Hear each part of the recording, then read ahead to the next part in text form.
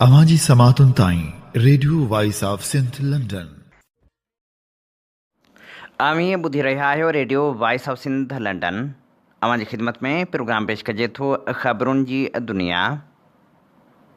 3 जुलाई 2026 जुमे जे ॾींहुं प्रोग्राम ख़बरुनि जी दुनिया साण करे आऊं अवांजी ख़िदमत में हाज़ुर आवां जो पंहिंजो मेज़बान हबीब लगारी। सभ खां पहिरियां पेश करियूं था ख़ासि ख़बरूं। बलोच यकजहती कमेटी जा मारहंग बलोची सज़ा ख़िलाफ़ मुज़ाहिरा। बलूचिस्तान में मुज़ाहिरनि ख़िलाफ़ कार्रवाइयूं, केतिराई कारकुन गिरफ़्तार। आज़ाद कश्मीर में एहतजाजी तहरीक जारी। तहरीक इंसाफ़ पारां चूंड जो बाइकाट। जस्कम अॻवान डॉक्टर नियाज़ कालाणी चयो आहे त कराची खे सिंध खां अलॻि करण जूं ॻाल्हियूं कंहिं बि सूरत में क़बूल न कंदासीं। प्रिया कुमारी जी जांच ग़लति रुख़ में थियण जो एतिराफ़। DIG पारां ग़लति जांच जो एतिराफ़ कयो वियो। सिंध जे बाराड़ी वारनि इलाइक़नि में अफ़गाननि ख़िलाफ़ कार्रवाई न थी। इस्लामाबाद में डॉक्टर सफदर अब्बासी जो घर सील। वापारी हरीश कुमार बाज़ियाब। GA सिंध तहरीक दादू जो अॻवान अकील लुंड खंभिजी वियो। नगर पार्कर में अवामी तहरीक जो सिंध दुश्मन मनसूबनि ख़िलाफ़ मुज़ाहिरो। हाणे पेश करियूं था तफ़सीली ख़बरूं। बलोच यकजहती कमेटी पारां बलूचिस्तान जे मुख़्तलिफ़ इलाइक़नि में एहतजाजी मुज़ाहिरा कया विया। डॉक्टर महरंग बलोच खे ॿुधायल सज़ा ख़िलाफ़ एहतजाजी तहरीक जारी आहे, जॾहिं त मुख़्तलिफ़ इलाइक़नि में एहतजाजी मुज़ाहिरा कया पिया वञनि। बलोच यकजहती कमेटी केच ज़ोन तरफ़ां तुर्बत में ऐलानियल एहतजाज खां अॻु शहर में सख़्त सिक्योरिटी कई वई। इंटरनेट सर्विस पिणु बंदि रही ऐं गिरफ़्तारियूं पिणु कयूं वियूं, जॾहिं त इलाइक़े में छिकताइण वारी सूरतहाल बरक़रार आहे। बलोच यकजहती कमेटी मूजिबि एहतजाज खे रोकण लाइ रियासत तरफ़ां कलम 144 लागू कयो वियो। राति देर सां तंज़ीम जी मेंबर सैद बीबी बलोच खे बिना कंहिं क़ानूनी जवाज़ जे संस घर मां गिरफ़्तार कयो वियो। बलोच यकजहती कमेटी दावा कई त इंतिज़ामिया पारां चयो वियो आहे त गिरफ़्तार थींदड़नि खे 24 कलाकनि बाद यानी एहतजाज खां पोइ आज़ादु कयो वेंदो। तंज़ीम इहा बि दावा कई त सॼे शहर खे अमली तौरु कर्फ्यू जी सूरतहाल में तब्दील कयो वियो। मोबाइल नेटवर्क ऐं इंटरनेट मुकमल तौर ते बंदि रहियो। 1 दर्जन खां वधीक माण्हुनि जूं गिरफ़्तारियूं पिणु साम्हूं आयूं। रिपोर्टुनि मूजिबि बलोच यकजहती कमेटीअ जी मरकज़ी क़यादत डॉक्टर महरंग बलोच ऐं सैफ़ुल्लाह खे उमिरि क़ैद जी सज़ा ख़िलाफ़ बलूचिस्तान ऐं ॿाहिरिनि मुल्कनि में एहतजाज जारी रखियो। शहीद फिदा चौक समेत मुख़्तलिफ़ हंधनि ते औरतुनि ऐं ॿारनि समेत माण्हुनि एहतजाज जी कोशिश कई, जंहिं दौरान सिक्योरिटी एहलकारनि ऐं मुज़ाहिरीन विच में छिकताण पिणु थी। बलोच यकजहती कमेटी जे अॻवाननि चयो आहे त रियासती क़दमनि सां पुरअमन सियासी आवाज़ खे दॿाइण जी कोशिश कई पई वञे, जॾहिं त इख़्तियारियुनि तरफ़ां हिन मामले ते अञा ताईं को तफ़सीली सरकारी बयानु साम्हूं न अची सघियो हो। कोयटा में जबरी गुमशुदगियुनि ख़िलाफ़ एहतजाजी कैंप जारी आहे। Voice for Baloch missing persons पारां कोयटा प्रेस क्लब साम्हूं 6212 ॾींहुं बि एहतजाज जारी रखियो वियो। उन मौक़े ते जबरी तौरु खंभे गुम कयल शाहिद अहमद कुर्द ऐं नूर मोहम्मद कुर्द जा वारिस पिणु एहतजाजी कैंप ते पहुता। उन मौक़े ते मीडिया सां ॻाल्हाईंदे voice for Baloch missing person जे चेयरमैन नसरुल्लाह बलोच चयो त शाहिद अहमद कुर्द, नूर मोहम्मद कुर्द ऐं ॿिनि जबरी तौरु खंभे गुम कयल माण्हुनि खे फ़ौरी तौरु आज़ादु कयो वञे। जबरी गुमशुदगियूं इंसानी हक़नि ऐं आइन जी ख़िलाफ़ वर्ज़ी आहिनि। हुन हुकूमत ऐं लाॻापियल इदारनि खां मुतालबो कयो त जबरी तौरु खंभे गुम कयल माण्हुनि जे वारसनि जी परेशानी जो ख़्यालु कयो वञे ऐं उन्हनि खे आज़ादु करण लाइ क़दम खंया वञनि। सिंध में पिणु जबरी गुमशुदगियुनि जो सिलसिलो अञा रुकिजी नाहे सघियो। जबरी तौरु खंभे गुम करण वारो सिलसिलो बदस्तूर जारी आहे। काल्ह बि GA सिंध तहरीक जे अॻवान खे जबरी तौरु खंभे गुम कयो वियो। GA सिंध तहरीक जे अॻवान अकील लुंड खे रियासती इदारनि पारां दादू भरिसां ॻोठ चाकर ख़ान लुंड मां संस घर ते चढ़ाई करे जबरी तौरु खंभे गुम कयो वियो। GS सिंध तहरीक जे चेयरमैन सूर्या सिंधी, कयूम अबड़ो, सुहेल कलवड़, इम्तियाज़ मीराणी, हुसैन कंबराणी, इरफान डाहिरी ऐं ॿियनि GS सिंध तहरीक ज़िले दादू जे सदर अकील लुंड खे रियासी इदारनि ऐं पुलिस हथां खंभे गुम करण खे रियासी दहशतगर्दी करार ॾींदे चयो त सिंध अंदरि पुरअमन क़ौमी अॻवाननि ऐं कारकुननि खे सिंध सां इश्क करण जे ॾोह में खंभे गुम कयो पियो वञे। GS सिंध तहरीक ज़िले दादूअ जो सदर अकील लुंड पुरअमन क़ौमी अॻवान आहे। संस जबरी गुमशुदगी जी जेतिरी मज़मत कजे ओतिरी घटि आहे। GS सिंध तहरीक पारां सॼी सिंध में एहतिजाजी मुज़ाहिरनि जो ऐलान कयो वियो, जंहिं बाद राति देरि सां अकील लुंड खे दादूअ जे थाणे ते ज़ाहिर करे केस दाख़िल कयो वियो। वफ़ाक़ी हुकूमत जे अफ़गान पनाहगीरनि खे नेकाले ॾियण वारनि वाज़े हुकुमनि बावजूदि अञा ताईं इंतिज़ामिया पारां के बि क़दम नाहिनि खंया विया। ख़ासि तौर ते सिंध सरकार तरफ़ां ॿाहिराड़ी वारनि इलाइक़नि में वेठल अफ़गान पनाहगीरनि जी नेकाली लाइ के बि क़दम न पिया खंया वञनि। सिंध जे सञाहवंदनि ॻणती ज़ाहिर कंदे चयो आहे त फ़ौरी तौर ते अफ़गान पनाहगीरनि ख़िलाफ़ क़दम खंया वञनि। सिंध जे पाणी ते धाड़े औरतनि जे क़त्लेआम, धारी आबादकारी ऐं इम्कानी 28 आइनी तरमीम ख़िलाफ़ ऐलानियल जदोजहद जे सिलसिले में अवामी तहरीक पारां इस्लाम कोट में रैली कढी मैन नगर मिठी रोड ते धरणो हंयो वियो, जंहिंजी अॻवानी अवामी तहरीक ज़िले थरपारकर जो सदर एडवोकेट दयाल सहराई, सीनियर अॻवान उभायो जुणेजो, दौलत राय, रहमान हिंगवर जो, नारायण सिंधी, रसूल बशीर जुणेजो, खुशहाल भील, दिलीप भील, केवल राम, हुसैन जुणेजो, विनोद कुमार ऐं ॿिया करे रहिया हुआ। अॻवाननि ख़िताब कंदे चयो त सिंध हुकूमत हिन अवामी तहरीक पारां हलंदड़ शानदार जदोजहद ऐं पंहिंजे रहबर खे हज़ारे औरतुनि ऐं माण्हुनि पारां पेश कयल तारीख़ी ख़िराज खां पोइ अवामी तहरीक खां ख़ौफ़ज़दा आहे। हुननि चयो त पीपल्स पार्टीअ जी साज़िशी क़यादत पुलिस ज़रिए पलीजे साहिब जी मज़ार ते लॻल पेनाफ्लेक्स टोड़िया आहिनि ऐं मुख़्तलिफ़ हंधनि ते कारकुननि ते हमला कया विया आहिनि। पलीजे साहिब जे ख़ानदान जे माण्हुनि ऐं कारकुननि ते कूड़ा केस दाख़िल कया पिया वञनि। अहिड़ी हरकत जी असीं सख़्त मज़मत करियूं था ऐं इहा घुर था कयूं त मुलविस तख़रीबकारनि ख़िलाफ़ सख़्त क़ानूनी कार्रवाई कई वञे। अॻवाननि जो वधीक चवणु हो त सिंध हिन वक़्तु मुख़्तलिफ़ मसइलनि जे घेरे में आहे। महांगाई ऐं करप्शन उरूज ते आहे। उन्हनि मसइलनि ते अवामी तहरीक सॼी सिंध में मुज़ाहिरा कंदी ऐं रैलियूं बि कढियूं पियूं वञनि। जॾहिं त ॿिए पासे बरख़स सियासतदान रसूल बशीर पलीजे जी मज़ार ते लॻल पेनाफ्लेक्स फाड़े उछलाइण ऐं मज़ार जी ज़मीन ते कब्ज़े जी कोशिश ख़िलाफ़ डिस्ट्रिक्ट बार एसोसिएशन थरपारकर पारां मज़मती ठहराव मंज़ूरु कयो वियो। मंज़ूरु कयल ठहराव में चयो वियो त थरपारकर बार एसोसिएशन मिठी ज़मीन ते ग़ैरक़ानूनी कब्ज़े इख़्तियारनि जे नाइज़ इस्तेमालु, सियासी इंतकाम ऐं क़ानून जी बालादस्ती खे कमज़ोर करण जी हर कोशिश जी मज़मत करे थी। एसोसिएशन IG सिंध ऐं ॿियनि लाॻापियल इख़्तियारनि खां मुतालबो करे थी त रसूल बशीर पलीजे जी मज़ार ऐं संदसि मज़ार सां लाॻापियल अवामी इज्तिमा वारे हंध तां फ़ौरी तौरु ग़ैरक़ानूनी कब्ज़ो ख़तमु कराए ग़ैरक़ानूनी अमलनि, तशदुद ऐं हिरासा करण में मुलविस माण्हुनि ख़िलाफ़ क़ानून मूजिबि कार्रवाई कई वञे। बार एसोसिएशन जी करारदाद में वधीक चयो वियो त हीउ सभु कुझु रियासी मशीनरी ऐं सिंध हुकूमत जी सरपरस्ती में थी रहियो आहे, जॾहिं त लाॻापियल सरकारी अमलदार ख़ामोश तमाशाई बणियल आहिनि। दादू बार पिणु ठहराव मंज़ूरु कंदे जवाबदारनि ख़िलाफ़ फ़ौरी तौरु कार्रवाई जो मुतालबो कयो आहे।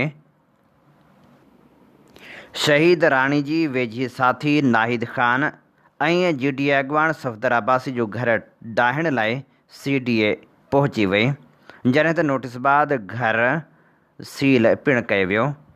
इस्लामाबाद में GDA अॻवान सफ़दर अब्बासी जे घर ॾाहिण लाइ वॾे तइदाद में नफ़री पहुती, जिन घर खे सील करे छॾियो, जॾहिं त इन सिलसिले में GDA अॻवान सफ़दर अब्बासी जो चवणु आहे त अदालत पारां स्टे ऑर्डर जारी थियल आहे, पर अमलो उन ते अमल लाइ तयारु न आहे।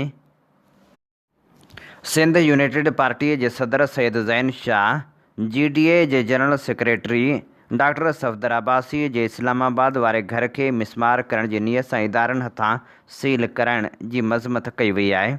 सैयद ज़ैन शाह सख़्त रद्दअमल ॾींदे चयो आहे त पीपल्स पार्टी ऐं वफ़ाक़ी नून लीग सरकार पंहिंजे सियासी मुख़ालिफ़नि खे हिसाइण ऐं पंहिंजी जदोजहद तां दस्तबरदार थियण लाइ अहिड़ियूं कार्रवाइयूं करे रहिया आहिनि जेको अमल आमराणो ऐं गैर सियासी पिणु आहे। सैयद ज़ैन शाह मुतालबो कयो त डॉक्टर सफ़दर अब्बासी समेत सियासी मुख़ालिफ़नि जूं मिल्कियतूं उॾाइण ऐं कूड़ा केस दाख़िल करण जो अमल बंदि कयो वञे। GA सिंध मुहाज़ बदीन ज़िले जो इजलास थी गुज़रियो। इजलास में मर्कज़ तरफ़ां बदीन में 10 जुलाई ते ऐलानियल तहफ़ुज़ सिंध मार्च जे हवाले सां हिकमत अमलियूं जोड़ियूं वियूं। 3 जुलाई खां पार्टी वाइस चेयरमैन सैयद नवाज़ शाह भाॾाई, अयाज़ सोलंकी ऐं ॿी क़यादत जे दौरे जो शेड्यूल तरतीब ॾिनो वियो। रैली खे कामयाब करण लाइ अवाम खे सुजाॻ करण लाइ अहम फ़ैसिला पिणु कया विया, जॾहिं त इजलास में ज़िले अॻवान मुमताज़ बजीर, राजेश कुमार, शहज़ाद आरिसर, हफ़ीज़ बजीर, मेहार नोहड़ी ऐं ॿिया पिणु शरीक थिया।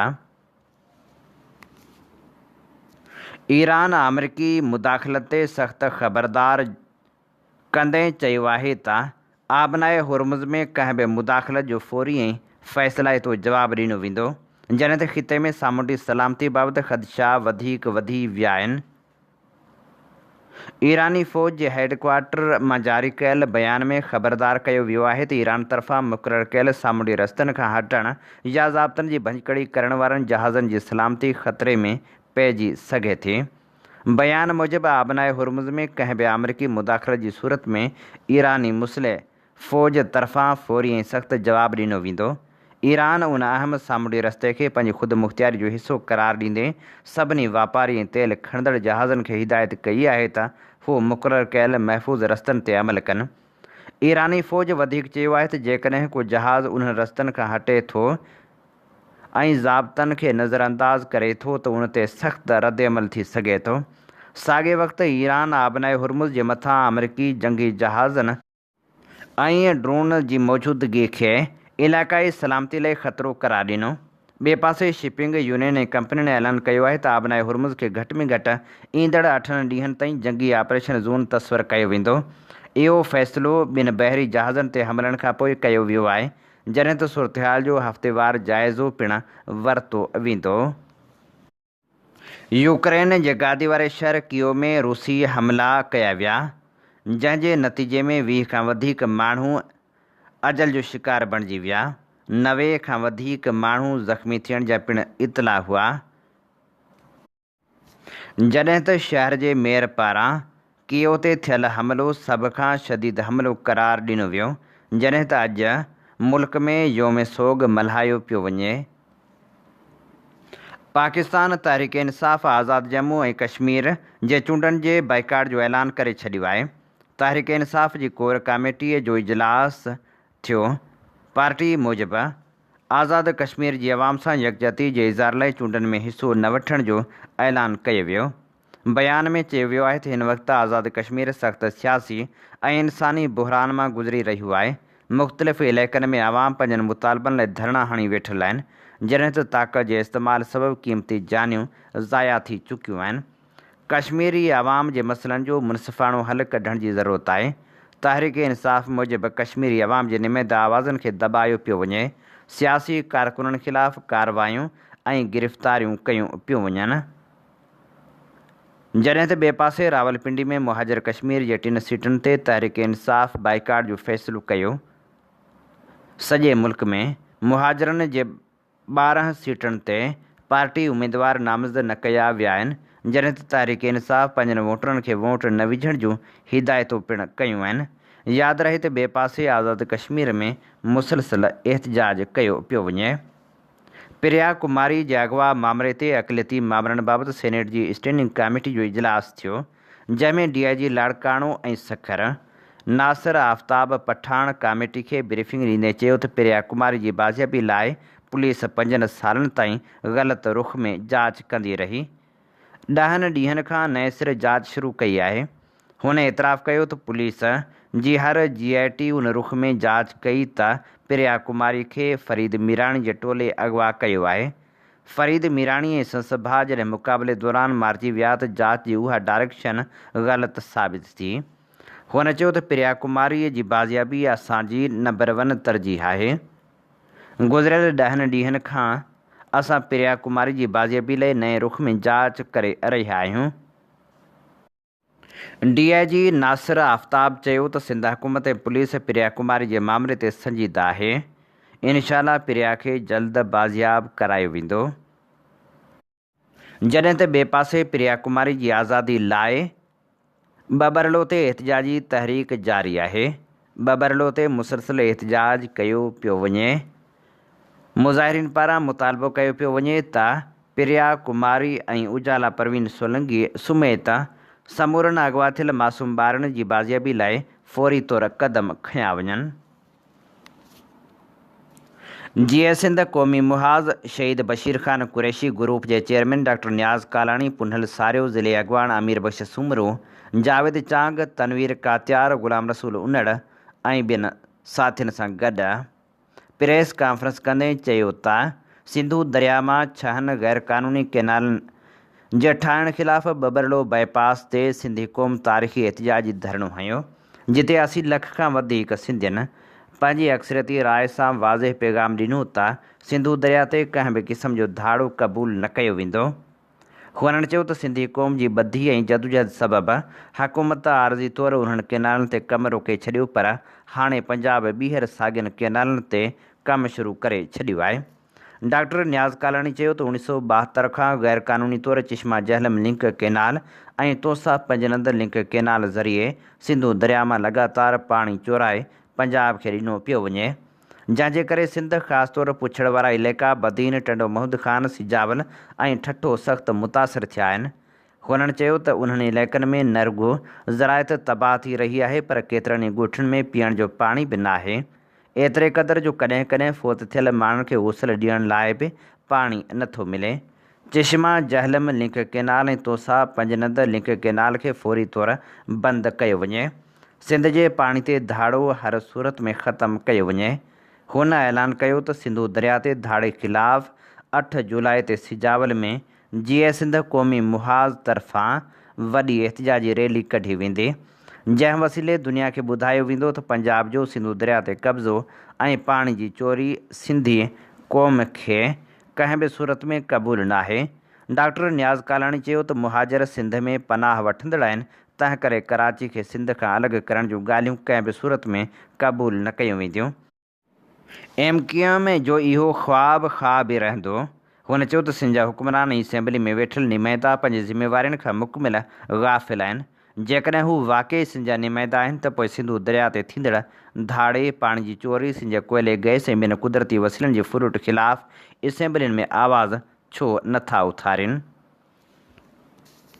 इख़लाक़ी तौर ते, न आइनी तौर ते, न क़ानूनी तौर ते, न मज़हबी तौर ते, न बैनुल अक़वामी क़ाइदनि क़ानून तौर ते कंहिं बि हवाले सां सिंधु दरिया ते पंजाब जो को कोन्हे। पर हुन जे बावजूद बि ख़ासि तौर ते अंग्रेज़नि जे दौर में बि जॾहिं असां ऐं पंजाब ॿई अंग्रेज़नि जा ग़ुलाम हुयासीं, उन वक़्तु बि पंजाब इहा कोशिशि कई पई सिंधु दरिया तां पाणी खणे, पर अंग्रेज़नि उन ॻाल्हि खे मुकमिल तौर ते गैर मुनासिब अमल सम्झियो ऐं पोइ अंग्रेज़नि जे दौर में ई सिंध ऐं पंजाब जे विच में 1945 जो हिकिड़ो पाणी जो ठाह थियो, जंहिंखे सिंध पंजाब एग्रीमेंट जो नालो ॾिनो वियो, जेको पंजाबियुनि क़बूल कयो, जंहिं तहत सिंधु दरिया जो 75% पाणी उहो सिंध खे मिलणो, 25% पाणी सिंधु दरिया जो उहो पंजाब खे मिलणो, ऐं वरी 5 दरिया जेके पंजाब जा आहिनि उन्हनि मां 25% पाणी उहो सिंधु दरिया खे मिलणो हुयो ऐं 75% 5 दरियाउनि जो पाणी पंजाब खे मिलणो हो। इहो हुयो 1945 जो ठाह, जंहिं तहत असांजी ऐं पंजाब जी पोज़ीशन साॻी, माना ॿई असां अंग्रेज़नि जे मातहत हुयासीं। पंजाब हाकिम न हो 45 में, पर पोइ जीअं 47 वारो दौर आयो, 47 खां पोइ पंजाब उन ॾींहं खां वठी अॼु ॾींहं ताईं हिन सॼे खिते जो अकेलो हाकिम आहे। ऐं पोइ पंजाब सिंधु दरिया ते जेका 200 सालनि खां वठी हुन जी ख़्वाहिश हुई त सिंधु दरिया ते कीअं कब्ज़ो कजे, हुन कब्ज़ो करणु शुरू कयो ऐं पंहिंजा 3 दरिया रावी, सतलज, ब्यास हिंदुस्तान खे पैसा वठी विकिणी छॾिया। पोइ हिननि मंगला डैम, तरबेला डैम ऐं 45 केनाल समेत उहे सिंधु दरिया ते कढिया। हाणे पंजाब तारीख़ी अंग खणे त पंजाब कंहिं दौर में जॾहिं संदसि 5 ई दरिया हुननि जे हवाले हूंदा तॾहिं 70,000 एकड़ ज़मीन मसाबाद कंदो। असां वटि सिंध में को बि बैरेज कोन हुयो। असां करोड़नि जे दौर में सिंध जी आदमशुमारी 20 लख, असां 21 लख एकड़ ज़मीन आबाद कंदा। असां बैरेज सिस्टम कोन हो। उहे अंग्रेज़नि जे दौर में आस्ते आस्ते पंजाब अंग्रेज़नि जो जेको आहे त फौजी भर्ती करण इलाइक़ो थी वियो ऐं पोइ उन जे ज़रिए पंजाब उन खां रिआयत वठणु शुरू कई। आस्ते आस्ते वरी 77 खां पोइ पंजाब मुकमिल हाकिम थी वियो। हाणे सिंधु दरिया ते चिश्मा झेलम लिंक केनाल उहो गैर कानूनी तौर ते कढियो वियो आहे सिंधु दरिया मां। इन बहाने सां सिंध में ॿोॾ अचे थी, उन ॿोॾ खे घटाइण जे लाइ, मोह ॾियण जे लाइ चिश्मा बैराज वाहींदासीं त जीअं सिंध में ॿोॾ न अचे। पर जंहिं ॾींहं खां चिश्मा झेलम लिंक केनाल, जेके अंग्रेज़ में CG लिंक केनाल चवंदा आहिनि, उहो CG लिंक केनाल खोटियो आहे, उन ॾींहं खां वठी अॼु ॾींहं ताईं हिकिड़े ॾींहं लाइ बि सिंध में भली पाणी खोट हुजे पर पंजाब इहो केनाल बंदि करण लाइ कतई तयारु कोन्हे। अॼु बि ऐं सॼी सिंध साफ़ हिनखे तव्हांजी बाबति चैलेंज थो कयां त वञी ॾिसंदे इहो चिश्मा झेलम लिंक केनाल ऐं तोसा पंजनत लिंक केनाल इहे ॿई वहनि था ऐं ख़ासि तौर ते सॼी सिंध ऐं ख़ुसूसी तौर ते सिंध जे पुछड़ वारा इलाइक़ा जंहिंमें टटो, सिजावल, बदीन, टटो मोहम्मद खान 4 ज़िला अची था वञनि, इहे सख़्तु मुतासिर थियनि था। कॾहिं कॾहिं त असां वटि इन्हनि ज़िलनि में मुर्दे खे गुस्ल ॾियण लाइ पाणी कोन्हे, सुठो सही साफ़ पाणी कोन्हे, कॾहिं पीअण लाइ अक्सर तौर ते पाणी कोन्हे। आबादी त पंहिंजी जॻह ते उहा थिए ई कोन थी पई, जे थिए थी त पिछाड़ी थिए थी, जंहिंजे करे अन्न जेको आहे असांजो एतिरो जेको आहे कोन थो थिए। तंहिंजे करे असां सम्झूं था इहो पंजाब तरफ़ां सिंधु दरिया ते मुकमिल तौर ते लॻंदड़ धाड़ो आहे, उहो धाड़ो थो हाणे सिंधु दरिया ते ऐं असांजे हक़ क़दम वेठो आहे। उन धाड़े जे ख़िलाफ़ असां 8 जुलाई ते सिजावल शहर में तमामु वॾी रैली कढंदासीं ऐं सॼी दुनिया खे ॿुधाईंदासीं, दाऊं करे ॿुधाईंदासीं, रैलियूं करे ॿुधाईंदासीं, मुज़ाहिरो करे ॿुधाईंदासीं, वॾी रैली कढी ॿुधाईंदासीं त सिंधु दरिया ते पंजाब तरफ़ां मुकमिल तौर ते कब्ज़ो कयो वियो आहे। नसीराबाद में वधंदड़ बदअमनी ऐं पीअण तोड़े ज़रई पाणी जे बहिरान ख़िलाफ़ शहरी इतिहाद जे सॾ ते कामरेड सिंगार नूनारी ऐं ज़ाहिद तुनियो जी अॻुवाणी में नूनारी मोहल्ले खां आर्थर शाख ताईं एहतिजाजी मार्च कयो वियो। उन मौक़े ते अॻुवाणनि चयो त शहर में चोरियूं ऐं फुरूं वधण सबबि माण्हुनि में ख़ौफ़ वारी सूरतहाल आहे। पुलिस अमन अमान बहाल कराइण में नाकाम थी चुकी आहे। हुननि चयो त जुलाई जो महीनो शुरू थी चुको आहे पर नसीराबाद जे शाखनि में पाणी नाहे छॾियो वियो। ज़रई पाणी जी खोट जे करे हज़ारें एकड़ ज़मीन बंजर थियण जो ख़तरो आहे। हुननि मुतालबो कयो त पाणी फ़राहमी खे यकीनी बणायो वञे। LBOD GRD 297 वटि पुराण ढोरे जो कमु मुबिना सुस्त रफ़्तारी ऐं पुराण जे पाणी जे निकाल वारो निज़ाम मुकमिल तौरु बहाल न थियण ख़िलाफ़ सवें ॻोठाणनि नवकोट में एहतिजाजी मुज़ाहिरो कयो। एहतिजाज में मुख़्तलिफ़ ॻोठनि जे रहवासियुनि, आबादगारनि ऐं समाजी अॻुवाणनि शिरकत कई। उन मौक़े ते मुज़ाहिरीन ॻाल्हाईंदे चयो त पुराण ते रेगुलेटर जी तइमीर जो कमु शुरू थिए 1 साल खां वधीक अरसो गुज़री चुको आहे पर अञा ताईं मनसूबो मुकमिल न थी सघियो आहे। हुननि इल्ज़ाम हयो त तइमीराती कमु इंतिहाई सुस्त रफ़्तारी जो शिकार आहे जंहिंजे करे पुराण ज़रिए पाणी जे निकाल जो निज़ाम मुतासिर थी रहियो आहे। ॻोठाणनि ॿुधायो त मिरपुर ख़ासि ज़िले जे मुख़्तलिफ़ इलाइक़नि डिघड़ी, टंडो जान मोहम्मद ऐं झुॾे समेत ॿियनि इलाइक़नि जो बरसाती ऐं इज़ाफ़ी पाणी पुराण ज़रिए निकाल थींदो आहे पर रेगुलेटर जी तइमीर दौरान निकाल जो निज़ाम मुकमिल तौरु बहाल न थियण करे माण्हुनि में सख़्तु ॻणती पैदा थी वई आहे। एहतिजाज कंदड़नि ख़बरदार कयो त जेकॾहिं इम्कानी बरसातनि खां अॻु पाणी जे निकाह जो निज़ाम बहाल न कयो वियो त टंडो जान मोहम्मद झुॾो, टंडो बागो ऐं ॿियनि हेठाहनि इलाइक़नि जे ॿुॾण जा संगीन ख़तरा पैदा थी सघनि था, जंहिंसां हज़ारे एकड़ ज़रई ज़मीन फ़सुल ऐं आबादी मुतासिर थी सघे थी। मुज़ाहिरीन इल्ज़ाम हयो त LBOD पुराण ऐं हाकड़े जे निकासी वारे निज़ाम लाइ हर साल अरबें रुपयनि जा फंड जारी कया वञनि था, पर अमली तौर ते इलाइक़े वासियुनि खे को बि ख़ासि फ़ाइदो हासिल नथो थिए।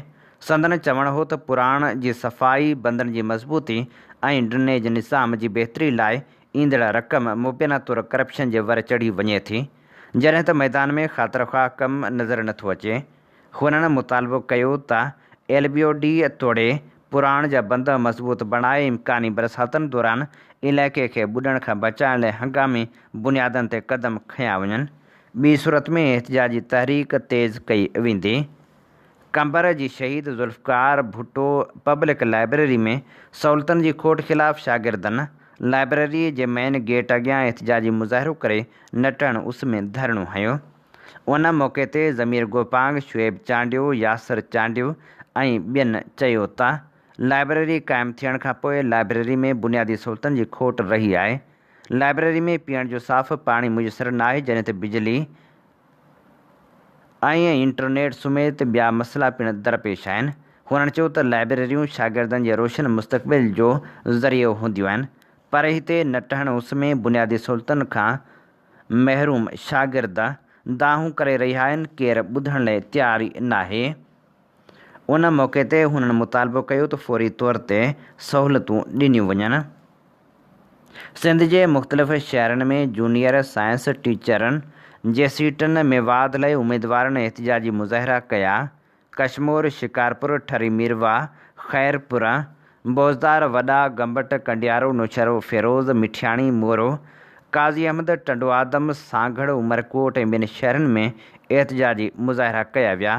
उन मौक़े ते अॻवाननि चयो त साइंस टीचर जूं ख़ाली पियल जायूं वधायूं वञनि त जीअं वधीक अहल ऐं मेरिट ते पूरो लहंदड़ उमेदवारनि खे रोज़गार जा मौक़ा मिली सघनि। सिविल सोसाइटी सिंध जे सॾ ते हैदराबाद प्रेस क्लब आॾो शहीद ग़ुलाम नबी मगसीअ जे बेरहमाने क़त्ल ख़िलाफ़ ऐं कातिलनि जी गिरफ़्तारी लाइ एहतिजाजी मुज़ाहिरो कयो वियो। उन मौक़े ते सिंधियार सुमरो, अब्बास खोसो, ख़ालिद बब्बर, एडवोकेट अमीर हैदर बब्बर ऐं ॿियनि चयो त ग़ुलाम नबी मगसी ऐं संस घरवारीअ जे कातिलनि खे फ़ौरी तौरु गिरफ़्तार करे सख़्त सज़ा ॾिनी वञे। एहतिजाज कंदड़नि ख़बरदार कयो त जेकॾहिं कातिलनि खे गिरफ़्तार न कयो वियो त सिविल सोसाइटी सिंध एहतिजाज जो दाइरो सॼी सिंध ताईं वधाईंदी। हुननि चयो त पुरअमन जदोजहद जारी रहंदी। शहदाद कोट भरिसां संजर भट्टी थाणे जी हद ॻोठ फ़क़ीर मुहम्मद बिरोही में ज़मीन जे तकरार तां क़त्ल थियल लश्करी सासोली जो लाश शहदाद कोट कोर्ट ॿाहिरां रखी एहतिजाजी धरणो हंयो वियो। मुज़ाहिरीन चयो त नौजवान खे बेगुनाह क़त्ल कयो वियो आहे, जवाबदारनि खे गिरफ़्तार कयो वञे। क़ौमी अवामी तहरीक जो सरबराह अयाज़ लतीफ़ पलीजो कैनेडा जे शहर टोरंटो पहुतो। 4 ऐं 5 जुलाई ते कैनेडा जे शहर टोरंटो में थींदड़ अहम साना कन्वेंशन जे चइनि अहम सेशनज़ खे ख़ुसूसी महिमान तौरु ख़िताब कंदो। होॾांहुं सिंध जे पाणी जी खोट, ज़ुल्फ़कार सिंधु दरिया ते धाड़े, 28वीं तरमीम, करप्शन, सिंध टोड़ण जी साज़िश समेत सिंध दुश्मन मनसूबनि ख़िलाफ़ क़ौमी अवामी तहरीक जे मरकज़ी सॾ ते काल्ह 23 ॾींहं बि सिंध जे मुख़्तलिफ़ शहरनि में कार्नर गॾिजाणियूं कयूं वियूं। मुतहद ऐं मज़बूत सिंध अवामी राब्ता मुहिम जे सिलसिले में क़ौमी अवामी तहरीक जे मरकज़ी जनरल सेक्रेटरी एडवोकेट मज़हर राहू जो मुमताज़ शेख, ज़ैन सुमरो, यासिर जाखरो, शफ़ी पलीजो ऐं ॿियनि अॻवाननि ठठो बार में बार जे सदर advocate Ejaz Shah, general secretary advocate Hosh Mohammad Abbasi ऐं ॿियनि सीनियर वकीलनि सां मुलाक़ात करे खेनि अयाज़ लतीफ़ पलीजो जो पैगाम पहुचायो। वकील बिरादरी पारां भरपूर मोट ऐं जदोजहद में साथ ॾियण जो यकीन पिणु ॾियारियो वियो। जोही में सिंधियाणी तहरीक जी अॻूणी मरकज़ी सदर ज़ीनत समो, अज़रा रिंद, ख़ैरुनिसा सुमरो ऐं ॿियनि अॻवाननि दादूअ में सिंधियाणी तहरीक पारां निकिरंदड़ मुतहद ऐं मज़बूत सिंध प्यादल मार्च जूं दावतूं ॾिनियूं। ॻोठ मोहम्मद ताहिर सब्ज़ोई में कार्नर गॾिजाणी मुनक़िद कई वई, जंहिंखे क़ौमी अवामी तहरीक ज़िले कंदकोट जे सदर सजाद बिरोही, शुएब डोमकी, शाह अली, अमजद मलिक, शाहिद सैरियाणी ऐं ॿियनि ख़िताब कयो। उन मौक़े ते क़ौमी अवामी तहरीक जे मरकज़ी जनरल सेक्रेटरी एडवोकेट मज़हर राहूजो ॻाल्हाईंदे चयो त पीपल्स पार्टी ज़ुल्फ़िकाराबाद जे नाले में नओं इसराइल ठाहिणु चाहे थी। ज़ुल्फ़िकाराबाद खे 8 करोड़ सिंधी रद्द करे चुका आहिनि। पीपल्स पार्टी इक़्तिदार जी ताक़त जे नशे में होश वञाए वेठी आहे। सिंध सिंधियुनि जो तारीख़ी वतन आहे। सिंध जे जाग्राफ़ियाई हदनि सां हथ चुरांद बंदि कई वञे। मज़हर राहूजे चयो त पाणी ज़िंदगीअ जी जियापो आहे। पीपल्स पार्टी ऐं सिंध हुकूमत जी नाअहली जे करे सिंध में पाणी जी शदीद खोट पैदा थी वई आहे। ॾुकार वारी सूरतहाल आहे, जंहिंजे करे माण्हू लॾपलाण करण ते मजबूर थी चुका आहिनि। साहिली पटी जा माण्हू पीअण जे पाणी लाइ परेशान आहिनि ऐं माल उञ विघे मरी रहियो आहे। ठटे बदीने सिजावर ज़िले जी साहिली पटी वारनि इलाइक़नि जे लखें एकड़ ज़मीन समुंड गड़काए रहियो आहे। ज़ेरे ज़मीन पाणी ज़हरीलो थी रहियो आहे, जंहिं करे माण्हुनि में बीमारियूं पखिड़िजी रहियूं आहिनि। सिंधियाणी तहरीक जी अॻूणी मरकज़ी सदर ज़ीनत समो चयो त अयूब ख़ान पंजाब जा 2 दरिया विकिणी छॾिया। पंजाब धाड़ियल कैनाल खोले सिंध जो पाणी चोरी करे रहियो आहे। आलमी क़ानून मूजिबि पाणी ते पहिरियों हक़ पुछड़ी वारनि जो हूंदो आहे। कोटड़ी बिराज खां हेठि पाणी न छॾण करे समुंड अॻिते वधी आयो आहे। जर ज़हरीलो थी वियो आहे। ज़राइत खे तबाह करे सिंध ते गुरबत, बुख ऐं बदहाली मुसलत कई वई आहे। अॻवाननि अवाम सां मुखातिब थींदे चयो त सिंध दुश्मन मनसूबनि ख़िलाफ़ मुतहद थियो ऐं पंहिंजे हक़नि जे तहफ़ुज़ लाइ भरपूर जदोजहद जारी रखो। हीअ असीं अवां जी ख़िदमत में पेश करे रहिया हुआसीं ख़बरूं। इन ते ई प्रोग्राम ख़बरुनि जी दुनिया जो वक़्तु पुॼाणी ते पहुचे थो। पंहिंजे मेज़बान हबीब लगारी खे ॾींदा इजाज़त। जेॾहिं पेर तेॾहिं ख़ैरु। अवां जी समातुनि ताईं radio voice of Sindh London.